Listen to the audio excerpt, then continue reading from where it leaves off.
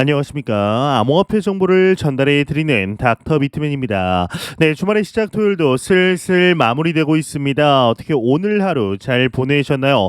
현재 비트코인의 가격이 거의 스테이블 코인이다라고 싶을 정도로 변동성이 죽은 모습 확인할 수가 있습니다. 비트코인 차트 기준으로 15분 봉을 보시면 거의 스테이블 코인과 다를 바 없는 모습을 보여주고 있는데요. 이 비트코인의 경우는 전날 대비 0.49% 상승한 41,500달러대에 나타내고 있으며 이더리움 역시 0.59% 사실 변동성이 크게 의미가 없는 수준이죠. 2,469달러대에 나타내고 있습니다. 그 외에 대부분의 코인들 또한 크게 변화하지 않는 가격대를 확인할 수가 있는데 이 비트코인의 더미넌스는 49.8%, 이더리움 더미넌스는 18.7%를 나타내고 있네요.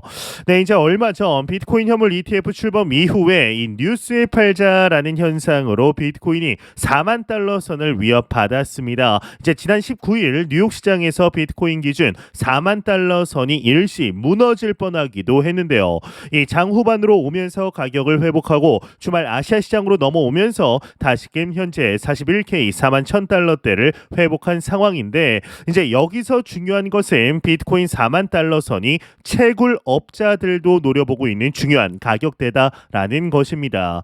이 비트코인 현물 ETF가 성공적으로 론칭한 이후에 암호화폐 시장은 다음 빅 이벤트인 반감기에 주목하고 있습니다. 얼마 전 코인쉐어스가 발표한 채굴 이슈 리포트에 따르면 이번 반감기에서 채굴자들은 비트코인 가격 4만 달러를 주시하고 있다라고 하는데 이 비트코인 가격이 올라가면 채굴 경쟁이 가열됩니다. 즉 채굴 난이도가 상승한다라는 뜻인데요. 이 4만 달러 이상에서는 역설적으로 경쟁과 비용 증가로 채굴 업자들의 채산성이 약해진다라는 것이죠. 그러나 이 역사적으로 반감기는 비트코인 가격을 크게 상승시키는 역할을 했었습니다. 지난 2016년과 2020년의 반감기 당시에는 비트코인 가격이 급등하면서 각각 1,000달러와 사상 최고가인 6만 8천 달러를 기록하였는데 이 코인쉐어스는 이러한 가격 상승이 반감기 자체와 직접적인 관련이 있는지에 대해서는 여전히 논란의 여지가 있다라는 뜻의 분석을 내놓았습니다. 이를 여러분들이 생각하시기에는 어떠신가요? 이 비트코인 반감기와 비트코인의 가격이 상관관계가 있을까요? 일각에서는 반감기 랠리는 시장의 기대감과 언론의 주목으로 인한 결과일 수도 있다라는 지적도 나오게 되는데 개인적으로는 무조건적으로 비트코인 반감기는 가격과 상관관계가 있으며 이 비트코인 반감기가 진행이 되었다라는 것은 다시 한번 비트코인이 사라지지 않는다라는 것을 보여주는 직접적인 증거가 됨으로써 이 사실로 인해 비트코인 가격이 상승하는 것이라 보고 있습니다. 특히나 이번 현물 ETF 승인으로 인해 비트코인은 완벽하게 제도권 안으로 진입을 하게 되었고 마치 시장 현재 상황은 현물 ETF가 악재인 것처럼 움직이고 있지만 중장기적으로 압도적 호재다라는 사실은 변함이 없습니다. 이 비트코인 반감기가 오게 되면 채굴자들의 채산성이 낮아져 매도 압력이 높아진다. 그렇기 때문에 하락하는 것이 정상적인 일이다라는 여론도 존재하지만 이러한 여론들과는 다르게 실제 비트코인 가격의 움직임은 반감기 이벤트 직후 4에서 5개월 이후 상승하는 모습을 보여주며 여지없이 새로운 신고점에 도달하는 것을 우리는 실제적으로 확인할 수가 있죠. 과연 다가올 4월 비트코인 반감기 이후에 어떠한 모습을 크립토 마켓이 보여주게 될 것인지 충분히 기대해 볼 만하지 않을까 생각이 드는데요. 예, 대한민국에서는 돈나무 누나라고 불리우는 인물이죠. 이 캐시 우드에게서 비트코인 관련 언급이 나왔습니다. 이제는 정말 금에 버금가는 자산이 될 것이라는 언급을 한 것인데 자세한 내용 함께 보도록 하겠습니다. 네, 헤드라인을 보겠습니다. 헤드라인을 보시게 되면 캐시 우드 비트코인 금에 버금가는 자산 될 것이다. 헤드라인 멋지게 장식이 되어 있습니다. 이 비트코인 ETF가 은 ETF를 제치고 미국 내 두 번째로 큰 ETF 금융상품에 등극하면서 앞으로 금과 대등한 자산 반열에 올라갈 것이라는 전망이 나오고 있다고 합니다. 아크인베스트의 캐시 우드의 비트코인의 경우는 비트코인이 곧 금과 거의 같은 가치를 가질 것이다 라는 언급을 하였는데, 캐시우드가 최근 브라질 금융시장 정보회사 인포머니와의 인터뷰에서 이같이 말을 했다고 하는데요. 이 캐시우드 CEO는 금, 은 시장에서는 수조 달러 규모의 자산이다. 우리는 비트코인도 그에 버금가는 자산이 될 것으로 믿는다라는 이야기를 밝힌 것이죠. 이 비트코인 ETF는 이제 300억 달러의 자산을 관리하고 있다고 합니다. 은 ETF의 이제 110억 달러보다 3배 가까이 많다고 하는데, 캐시우드 CEO의 말은 미 SEC가 아크 21쉐어스 비트코인 ETF를 포함한 현물 ETF를 승인 신청한 지 이제 일주일 만에 나왔다라고 하네요. 이 외 내용은 그리 중요하지 않아 넘어가도록 하겠습니다. 네, 현재 비트코인의 경우는 우리가 생각을 해보면 10년 만에 이 수천 년의 역사를 자랑하는 금의 시가총액의 7분의 1까지 올라갔었습니다. 이 경제가 좋아지면 좋아지는 대로 오르고, 경제가 안 좋아지면 해지 수단으로 올리고, 하루하루 단기적으로만 보게 된다면 악재를 다 받아 먹는 걸로 보여지지만, 길게 나무가 아닌 숲을 바라보았을 때 10년 만에 첫 거래가 대비 2천만 배가 오른 인류 역사상 최고의 상품인 것은 그 누구도 부정할 수가 없습니다. 이제 옛날에야 해지 수단으로 금을 모으고 은을 모았지만, 요즘 시대에 과연 누가 금을 모을까요? 인식은 바뀌고 금융의 흐름도 바뀌고 있습니다. 가장 신뢰할 수 있고 희소성이 크며 누구나 쉽게 구매할 수 있는 최고의 상품이 비트코인이다라고 할 수 있는데, 과연 이번 반감기가 지나고 비트코인의 가격이 어디까지 상승하게 될 것인지 충분히 기대해 볼 만하지 않을까 하는 생각이 듭니다. 이러한 소식과 더불어서 매일같이 나오는 리플 XRP 소식이 오늘도 또한 나왔습니다. 현재 XRP 가격이 그리 좋지만은 않습니다. 이제 현재 약세는 전체 암호화폐 시장의 매도세에 더해서 현물 XRP ETF 출시에 대한 실망감과 여전한 미 SEC와의 소송 리스크 등에 따른 것으로 풀이가 되고 있는데요. 이 암호화폐 전문 매체 코인텔레그래프는 이 대장주 비트코인을 비롯해 전체 암호화폐 시장이 조정을 받으면서 XRP 가격이 임계 지지선 근처로 하락했다라며 투자자들이 차익 실현에 나서고 현물 XRP ETF에 대한 기대감이 무너지며 XRP 가격이 조정을 받고 있다라고 진단하게 됩니다. 이 폭스 비즈니스 수석 특파원인 찰스 가스파리노의 경우는 최근 엑스닷컴을 통해서 블랙록액이 이제 XRP 현물 ETF 출시 계획이 없다라고 밝혔다, 이렇게 전하게 되었는데, 현물 XRP ETF에 대한 추측은 이 블랙록의 CEO인 레리 핑크가 언급한 것에서 시작이 되었습니다. 이 레리 핑크 CEO는 폭스 비즈니스와의 인터뷰에서 현물 XRP ETF에 대한 질문에 대해서 그건 말할 수 없다라고 애매하게 답변하게 됩니다. 앞서 리플의 CEO이죠. 이 브래드 갈링 하우스의 경우는 지난 16일 다보스 경제 포럼에서 CNBC와의 인터뷰를 통해 비트코인 ETF 승인은 다른 암호화폐의 ETF 승인을 확실하게 한다라는 언급을 하게 되는데, 이 갈링 하우스의 경우는 XRP ETF에 대해서는 명확하게 언급하지는 않았지만, 최근 미국 법원 명령과 SEC의 현물 ETF 승인의 경우는 다른 알트코인 ETF 또한 승인이 가능할 것이다 라는 분위기를 만들고 있는 상태입니다.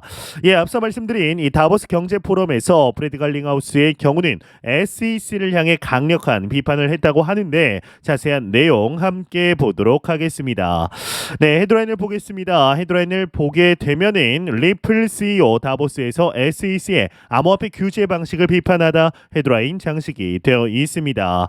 이제 세계 경제 포럼에서 연설한 리플의 CEO 브래드 갈링 하우스가 미국 증권거래위원회 SEC의 암호화폐 규제에 대한 비판을 표명했다라고 합니다.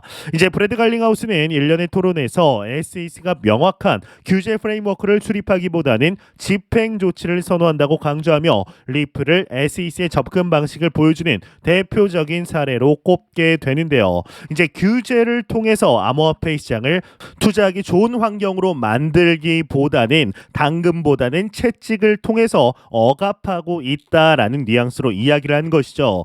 이 갈링하우스는 유럽연합이 투명한 암호화폐 규제와 라이선스 프레임워크를 구축하는 데 앞장서고 있다라는 점을 언급하며 SEC의 전력과 유럽연합의 전략을 대조하게 됩니다. 즉 미국이 계속해서 이대로 가게 된다면 다른 나라로부터 크립토 마켓에 대한 가상자산에 대한 패권을 빼앗길 수밖에 없을 것이다. 미국 정신 차려야 된다라는 의미로 의미로 받아들여지는 말인 것 같은데요.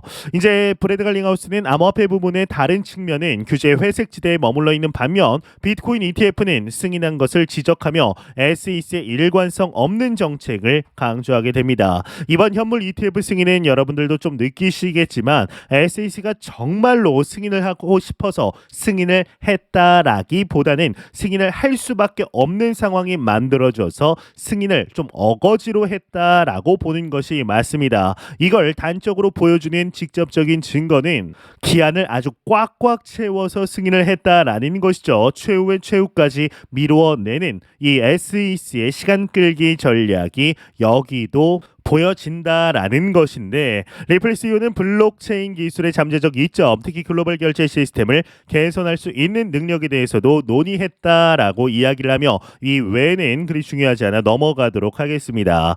네, 여러분들도 아시겠지만 SEC가 그간 보여준 모습은 참 실망스럽기 짝이 없었습니다. 이제 미국 법원에서도 판사들조차 SEC가 국익을 위해서 일한다라기보다는 사익을 위해서 본인들 미국 증권거래위원회의 영향력과 개인적인 이익을 위해서 움직이는 것 같다라는 말을 직접적으로 했을 만큼, 또한 SEC의 위원장인 게리 겐슬러의 연봉을 1달러로 삭감해야 된다, 사실상 주지 말아야 된다라는 법안이 나왔던 것과 SEC의 크립토 마켓에 대한 지원금을 끊어야 된다라는 이야기들도 나오고 있습니다. SEC는 지금의 상황을 예전처럼 완벽하게 돌리는 것은 거의 불가능하다라고 볼 수 있지만, 현재까지 지금까지 했던 것을 조금이라도 만회하려면 좀 늦은 감은 있지만 크립토 마켓에 대해서 상식적으로 규제를 하는 수밖에 없습니다. 그렇지 않다면은 이 크립토 마켓뿐만 아니라 이 증권 분야에서도 지금껏 발휘했던 영향력이 대폭 감소하는 모습을 우리는 볼 수 있으리라 생각이 드는데요. 특히나 이제 이 크립토 프로젝트, 블록체인 프로젝트 중에서 리플사가 SEC와 끝까지 맞섰고 유의미한 결과를 냈기 때문에 이러한 이야기를 앞장서서 할 수가 있는 것입니다. 과연 앞으로 SEC가 크립토 마켓에 대해서 어떠한 모습을 보여주게 될지, 기조를 보여주게 될지, 현물 ETF 승인을 시작으로 이제는 자리를 다시금 옳은 방향으로 잡기를 진심으로 바래 보도록 하겠습니다. 네, 공포탐욕 지수 한번 보도록 하겠습니다. 이제 전날 대비 1포인트 상승했습니다. 52포인트를 기록하면서 다시금 중립 단계로 내려갔습니다. 이 지수는 0이면 공포, 100이면 낙관을 의미하게 되죠. 네, 얼마 전 2018년 비트코인의 대하락을 마쳤던 이 피터 브렌트가 엑스닷컴의 트윗을 남긴 내용이 참 인상적이었습니다. 이 거래할 때 손실을 두려워해서는 안 된다라는 것인데, 이 손실을 감수하는 것은 차이를 만드는 과정의 일부다라는 것이죠. 이 비트코인에 투자하는 이유는 다른 그 어떤 자산보다 적은 비용으로 큰 레버리지를 일으킬 수 있고 결과적으로 큰 수익을 낼 수 있기 때문입니다. 이 비트코인은 사이클상 4년마다 저점 대비 10배 이상 상승했습니다. 그럼에도 사람들이 비트코인에 투자하면서 여전히 잃는 이유는 무엇일까요? 그건 바로 두려움이 너무 크기 때문입니다. 이 비트코인은 이제 여러분들도 생각을 해보시면 2023년 1월 15,000불에서 현재 4만 불 위로 올라왔습니다. 한때는 49,000달러를 넘보기도 했었죠. 그런데 다시 4만 불대에서 간당간당하면서 앞으로 기관 때문에 더 떨어질 수도 있다라는 공포가 커지고 있습니다. 왜 이런 일이 벌어지는 것일까요? 정말 개미털기가 일어나는 걸까요? 통상 ETF가 출시되고 기관들이 비트코인 현물 ETF를 담기 위해서는 최소 3개월 정도의 시간이 필요하다고 합니다. 이 포트폴리오를 재분배할 절차적 필요가 있기 때문인데요. 이 비트코인의 승인 역시 어찌 보면 좀 갑작스러웠다라고 볼 수 있습니다. 그 전날 해프닝도 있었죠. 그런데 갑자기 비트코인 현물 ETF가 승인됐다고 해서 기관들이 매수를 바로 시작한다는 것도 좀 이상합니다. 하지만 이제는 승인이 됐고 지금의 하락은 GBTC에서 유출되는 비트코인의 물량 때문으로 확실한 이유가 있습니다. 다른 비트코인 ETF들은 유입이 되고 있는 상황이죠. 전체 비트코인 ETF에 유입되는 순유입액보다 GBTC에서 유출되는 비트코인의 양이 훨씬 더 많습니다. 이런 관점에서 볼 때 지금의 하락 또는 조정은 어차피 있어야 할 일이었습니다. 그레이스케일이 일부러 한 번 더 정리하고 가려고 일부러 그러는 거라는 해석까지도 좀 억지 해석이지만 나오고 있죠. 이런 관점에서 볼 때 지금의 하락은 당연한 수순으로 보입니다. 어쩌면 기관이 대규모 자금을 쌓아 들고 들어올 때를 위한 감사한 저가 매수 기회입니다. 이 4월부터는 기관이 본격적으로 매수를 시작할 것인데 이때가 또 반감기입니다. 그러면 지금 비트코인 남기를 마다할 이유가 없습니다. 다만 단기로 쓸 자금을 매수에 쓰는 일은 마다해야 합니다. 1년 이상 없어도 될 돈을 투자에 넣어야 합니다. 당장 이번 달 말 생활비로 쓸 돈을 쓰지 말라는 것인데요. 이 장기 투자라고 해봐야 1년 반 안쪽으로 보고 있습니다. 벌써 시간이 이렇게 지나갔습니다. 이 엑스트할 기회가 우리 눈앞에 와 있다라고 볼 수가 있는데요. 제가 매 영상 말씀드리지만 절대로 단기적으로 이 시장 바라보시면 안 됩니다. 장기적으로 바라보시고 항상 오랫동안 함께 할 수 있는 여유 자금을 통해서 투자를 진행하시길 진심으로 바래 보도록 하겠습니다. 네, 제가 준비해온 소식은 여기까지입니다. 영상이 도움이 되셨다면 구독과 좋아요 그리고 광고 한 편만 처음부터 끝까지 시청 부탁드립니다. 이 채널은 오직 광고 수익으로 운영이 되게 됩니다. 항상 영상 시청해 주시는 시청자분들, 구독자분들 너무나 감사드립니다. 오늘 남은 시간 잘 마무리하시길 바라면서 저는 더욱 도움이 되는 영상으로 찾아뵙도록 하겠습니다. 지금까지 닥터 비트맨이었습니다. 감사합니다.